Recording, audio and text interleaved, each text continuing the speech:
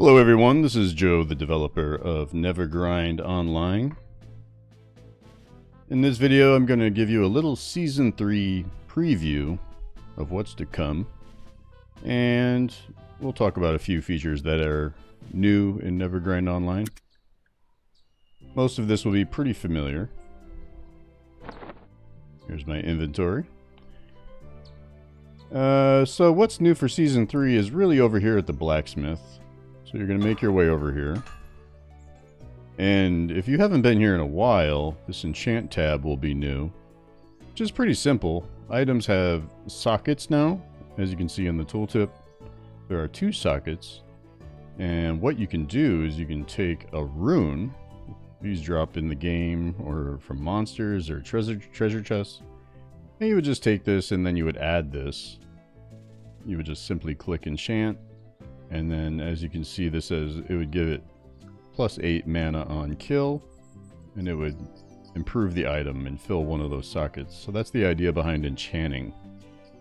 And there are quite a lot of runes, so there are many different bonuses, and certain runes are much more rare and valuable, so you're going to want to be on the lookout for those.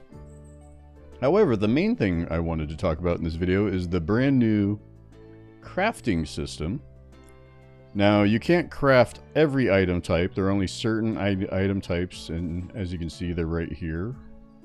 This will probably change over time. I may add, for example, potions or other items.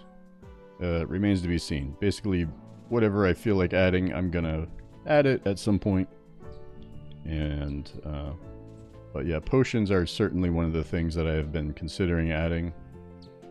So as you can see, we have helms, chest items, and what you're seeing here, these are just lists of recipes. So these are, in general, they go in order, like, these are easier runes to find, and then all the way down here, Sky Veil would be a more difficult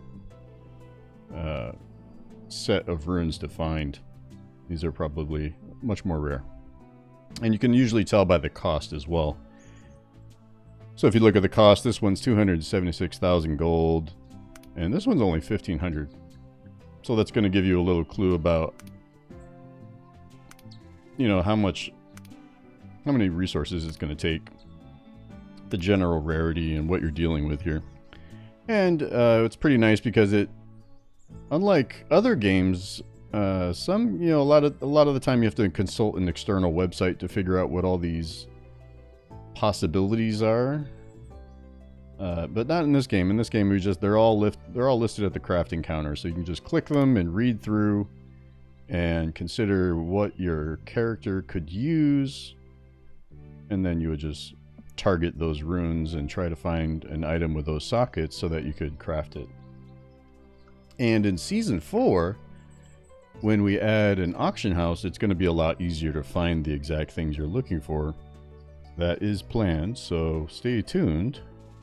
You know, I don't want to get ahead of myself here, but this is the Season 3 video after all. I don't want to start talking about Season 4, but sometimes I can't help myself. Here I am. So let's get back on track. Season 3. As you see, I have a whole bunch of weapons here. Quite a lot. They animate in nicely. That makes you feel good. Gamers love animations. I'm a big fan of animations, so I made them animate. And here are 7 shields. And you may be thinking, you know, this is kind of a small list. Only 7 different armors. Don't worry. You know, this is like the smallest the list is ever going to be. So I do have plans to add class-specific recipes. Just as an example, I have considered adding something similar to, some people would call them epic weapons, or, you know, some kind of special epic weapon for a specific class, you know, designed with them in mind. I have considered that, and, you know, I may add that, so stay tuned, that may happen. Now, the most recent thing I've added is actually the ability to craft runes. So as you can see, it tells you everything. It tells you the whole order of the runes. The only one that's missing here is the Val rune, which is the first rune.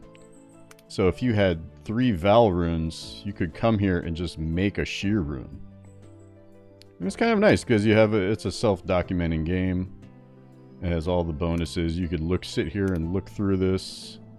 You and Magda, she would tell you everything you want to hear about runes. You could just learn all about them. And then that's how you would target certain runes. Let's say if you wanted to enchant, right back here over the enchant tab. And you could even, you know, click these and figure out what the most exotic, rare runes are in the entire game. You could do that if you wanted to, but let's stay focused. What we're going to do is I'm just going to demonstrate. Let's talk about the superior giant conch for a moment. So what we have is a socketed elite item. Elite just means that it's tier 2. You know, when you start the game, they're just normal items. But as you get into Nightmare and Hell, you're going to find higher tier items, which are basically upgrades of the base item. And elite item is the top tier. So this would be a good candidate for like a really cool recipe that needs really cool runes. Because it has high base armor. 261 armor is pretty good for a helmet.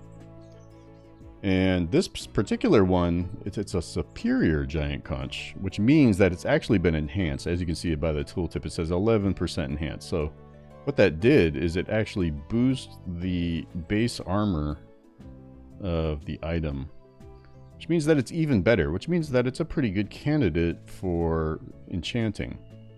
And another thing I'll mention, I don't have an item available on me here, but something that developed, a new feature that was added in Season 2 is that many items can now have random talents and damage enhancements on these socketed items. So those are great because you can enchant those and it will actually lock the talent and damage bonuses to a specific class. For example, if it has an item with ranger talent bonuses on it, then you go to, you know, craft an item, for example, that has, let's say, you know, random armor by armor type bonuses, for example. But it would guarantee that those would be ranger bonuses. So that's a pretty cool thing. And here's a good example. Dolores has talent and random. As these talent bonuses are a good example. Let's see. Where's another one? Yeah, these are random talent and it's armor. Random by armor type. So this is a great example too, because it has talent and damage by armor type. And if it already had a job specific talent or damage enhancement, then it would lock to that class. So basically, in general, the item generation when you're crafting will try to lock to a specific class. So it kind of helps you out a little bit. But if it's just if it's a plain superior socketed item like this, that means it's going to randomly pick one.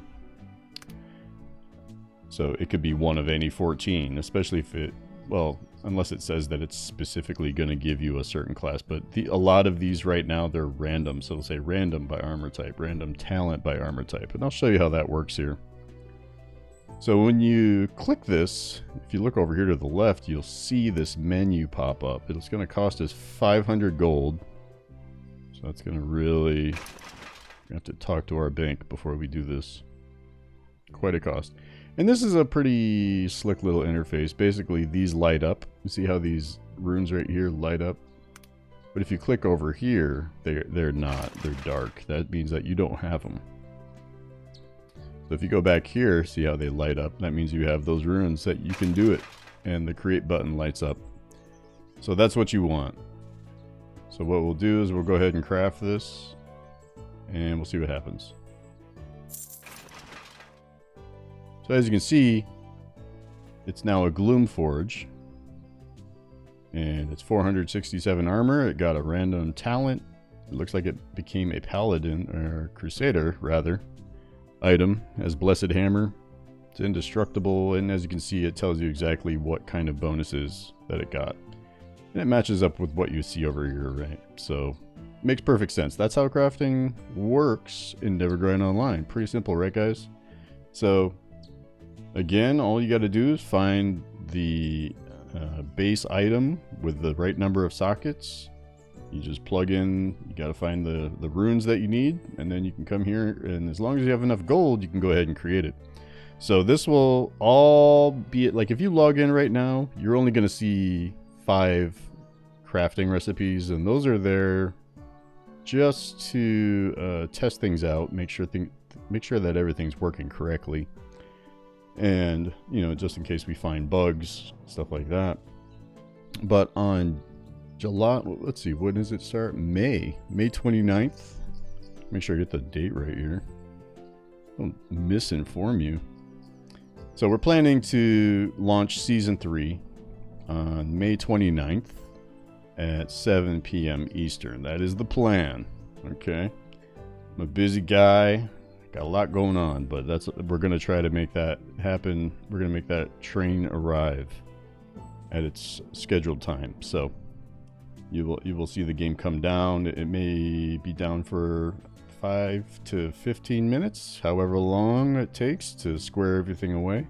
I don't expect it to take long, so yeah, that is the plan. So, you know, tell all your friends and your homies, your gamers, your Discord bros, get them in there. This is a great game to pick up with a group of friends. 5 players, multiplayer, co-op. Get out there and crush some dragons, crush some orcs. That's what this game's all about. And it's got a bright future ahead of it. You know, we're looking at a auction house. We're looking at a pet system, things we like to do. But of course, there's a lot to flesh out here. Add more crafting recipes. And, you know, so we got a lot of stuff up our sleeve here. So anyway, that's all we got for you in this video. I hope you enjoyed it. I hope you found it very informative. Okay, we're throwing a lot of data at you. If you have any questions, just leave them below, and I'll be happy to answer them. That's all we got. See you guys on May 29th. Later.